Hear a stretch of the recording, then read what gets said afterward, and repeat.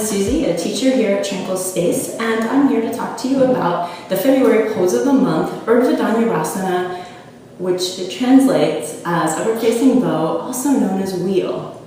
It's a pretty complicated, it's a very intense pose that involves opening the whole front of your body.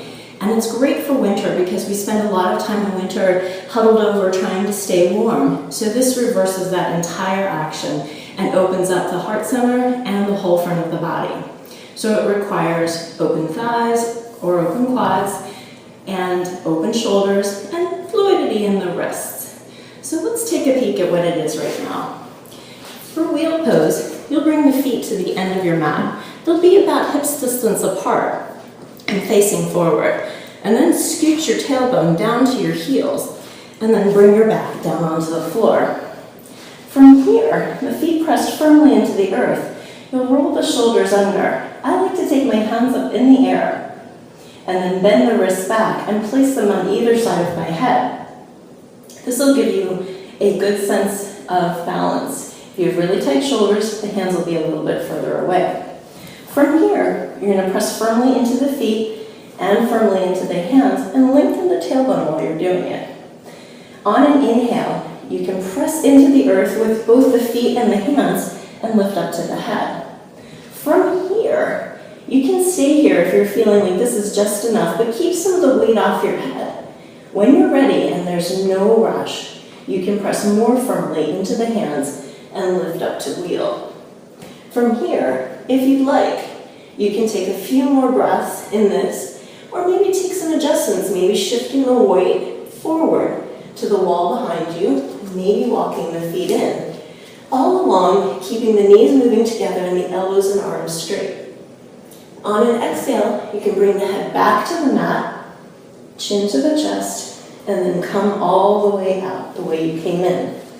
Now, if you're done with wheel, you can come into knees to the chest and hug, but if you think you'll take another wheel, the knees will come in. And take a few breaths here.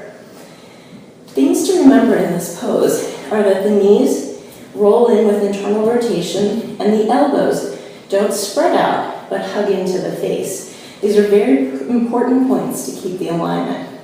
Another important point is to keep the length of the tailbone long and pointing towards whatever down is in whatever position you're in to completely remove any compression in the lower spine. One of the things about wheel that can be challenging is that it's quite tough on the wrists. And one way to alleviate that is to have blocks at the wall.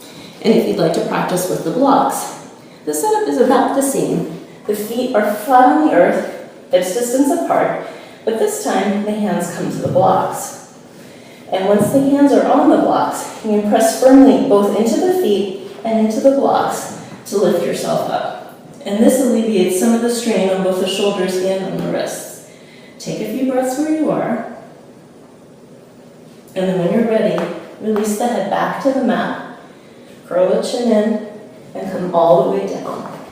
Again, if you're planning to take another wheel, bring the knees in to release the lower back. Otherwise, give yourself a big hug. So that is your wheel pose, the pose of the month for February. It's a pose that will grow on you. And the more you practice it, the more different pieces you'll find, more opening in the shoulder, more opening in the thighs. And it's a great way to keep the warmth going in the winter.